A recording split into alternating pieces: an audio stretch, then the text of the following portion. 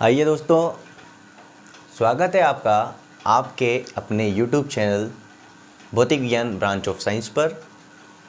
ये हमारी next video रहेगी 14 चैप्टर के लिए, जो कि हम पढ़ रहे थे सरल आवर्त गति या दोलन के लिए। इससे पहले वाले वीडियो में अपन ने पढ़ा था आवर्ती फलन के बारे में। आज हम डिराइव करेंगे विस्थापन समीकरण यानी सरल आवर्त गति की विस्थापन समीकरण को। तो विस्थापन समीकरण क्या दर्शाती है और कैसे उसको फाइंड आउट करते हैं, आइए देखते हैं। तो सबसे पहले शुरुआत करते हैं उसकी परिभाषा से।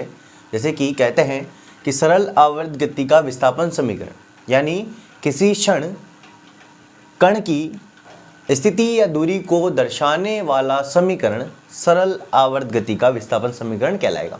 कि किसी भी क्षण कोई कण या कोई भी पिंड या कोई भी वस्तु सरल आवर्त गति करते हुई कितनी विस्थापित होती है, उसे दर्शाने के लिए जिस समीकरण का उपयोग किया जाता है वह सरल आवर्त गति की विस्थापन समीकरण कहलाती है। तो आइए इसके लिए हम एक वृत्त का केंद्र O है और इस O से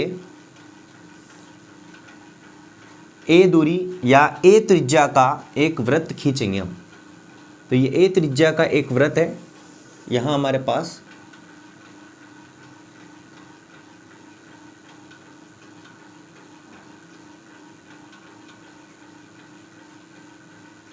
A त्रिज्या का एक वृत्त है और इस A त्रिज्या के वृत्त में एक ऑब्जेक्ट या एक कण है P। ये कण P इस A पोजीशन से कुछ टाइम T लेता है। कितना टाइम लेता है? T टाइम लेता है। कितना टाइम लेता है? T time. और इस T समय में ये कण इस A पोजीशन से B पोजीशन पर पहुंच जाता है। यानी ये यहाँ से यहाँ तक पहुँचने में जो समय लेता है वो समय है T। दोबारा से बताते हैं कि एक कण P जो कि इस वृत्ताकार पथ पर वामावर्त दिशा में, इस दिशा में गति कर रहा है, वामावर्त दिशा में, वामावर्त दिशा में ये कण P वृत्ताकार पथ पर वामावर्त दिशा में गति करता है और किसी टाइम T पर यानी T टाइम पर A पॉइंट से B पॉइंट तक यह पहुंच जाता है। क्या कहा कि A पॉइंट से B पॉइंट तक पहुंचने में लगने वाला समय T होगा। तब अगर हम इसको लाइन को थोड़ा आगे बढ़ाएं इसे और यहाँ इसको केंद्र माने, तो ये वाली जो एक्सिस हो जाएगी हमारे पास, ये कहलाएगी एक्स एक्सिस। ठीक है। और यहां से अगर हम इसको डिवाइड करेंगे तो ये बनेगी हमारे पास वाई एक्सिस। ठीक है, ये वाई होगा, ये ए है जो कि इसकी रेडियस है। अब आगे देखते जाएं कि यहां से बी पॉइंट से ओ को मिलाने वाली जो रेखा है, अगर मैं इसको इस तरीके से मिला दूं तो ये होगी हमारे पास A के बराबर, क्योंकि केंद्र से परिधि के बीच की जो दूरी होती है वो त्रिज्या के बराबर होती है और यहाँ पर त्रिज्या कितनी है? A है। तो यहाँ से यहाँ तक OB जो होगी, OB, ये भी क्या हो जाएगी? A हो जाएगी, यानी त्रिज्या के बराबर होगी। अब ये कण जब P कण A बिंदु से B बिंदु तक जाता है और T समय में ये यहाँ पर पहुँच जाता है, तो अगर हम इसकी दूरी की बात करें जो कि इसने वृत्ताकार पथ पे तय की है, तो ये चाप होगा, इसके द्वारा चली गई दूरी।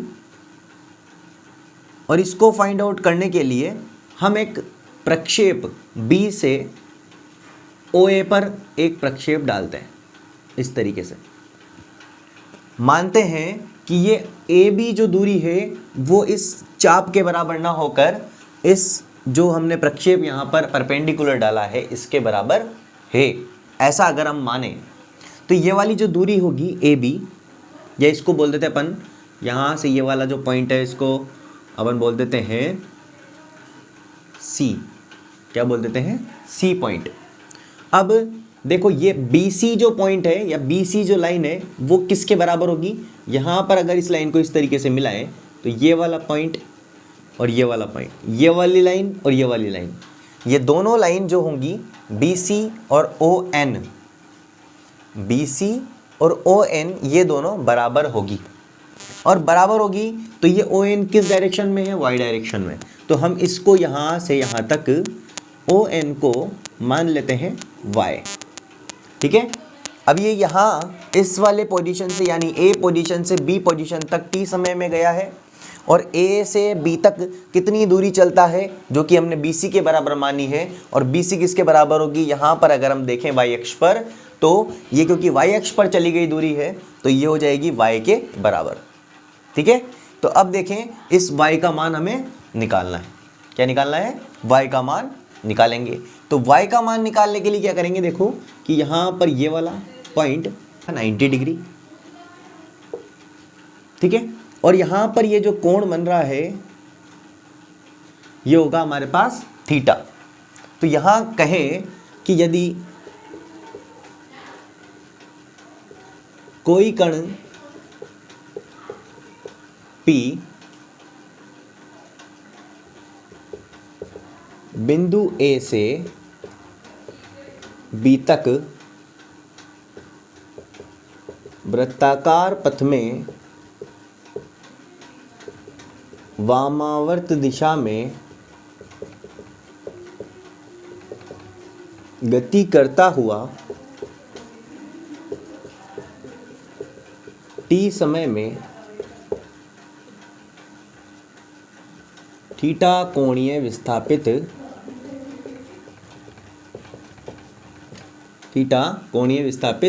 होता है। तो देखेंगे यहाँ कि कोणीय विस्थापन निकालने के लिए, अब देखो यहाँ कोणीय वेग की परिभाषा से, कोणीय वेग होता है हमारे पास omega is equal to theta upon t के, यानी कोणीय वेग बराबर होता है कोणीय विस्थापन बटा समय के। किसके बराबर होता है, कोणीय विस्थापन बटा समय। थीटा कोणीय विस्थापित होता है तो कोणीय विस्थापन बटा समय हो जाएगा हमारे पास कोणीय वेग, और यहाँ से अगर थीटा की वैल्यू निकालें तो वो हो जाएगी ओमेगा टी। ये हो जाएगी हमारे पास समीकरण नंबर 1। अब हमें चाहिए इस y की वैल्यू, तो यहाँ ट्राइंगल हमारे पास है, ट्राइंगल ONB में, ट्राइंगल ONB में ये हमारे पास है 90 डिग्री, ठीक है, और ये हो जाएगा हमारे पास, इसलिए ये हो जाएगा लंब, ठीक है, और ये हो जाएगा हमारे पास कर्ण यानी OB। तो यहाँ पर बनने वाला कोण अगर थीटा है तो यहाँ पर भी क्या हो जाएगा, थीटा हो जाएगा, यहाँ पर भी कोण क्या हो जाएगा, थीटा कोण हो जाएगा। तो थीटा के सामने वाली भुजा ये वाली हो जाएगी ON लंब, ये हो जाएगी आधार, और ये हो जाएगा कर्ण A जो कि त्रिज्या के बराबर है। तो ONB में हम लिखेंगे साइन थीटा बराबर लंब बटा कर्ण, और साइन थीटा बराबर हो जाएगा लंब की वैल्यू है y, लंब की वैल्यू है y, और कर्ण की वैल्यू क्या है a, जो कि हमारे पास OB है, जो कि एक बार हम लिख भी सकते हैं, यहाँ यही लिख देते हैं, लंब है ON और OB ये, तो यहाँ हो जाएगा y अपॉन a के बराबर। और अगर y की वैल्यू चाहिए तो y इज इक्वल टू हो जाएगा a साइन थीटा, यहाँ से a इस साइन से मल्टीप्लाई हो जाएगा। ये समीकरण नंबर हमारे पास आ जाएगी 2। समीकरण नंबर 1 से थीटा की वैल्यू अगर 2 में रख देंगे तो ये बन जाएगा हमारे पास समीकरण 1 व 2 से y बराबर a साइन ओमेगा टी। ये सरल आवर्त गति का विस्थापन समीकरण कहलाएगा। क्या कहलाएगा भैया, सरल आवर्त गति का विस्थापन समीकरण कहलाता है। तो ये सरल आवर्त गति का विस्थापन समीकरण इस तरीके से हमने फाइंड आउट कर लिया। तो मिलते हैं इसकी नेक्स्ट वीडियो में, तब तक के लिए थैंक यू।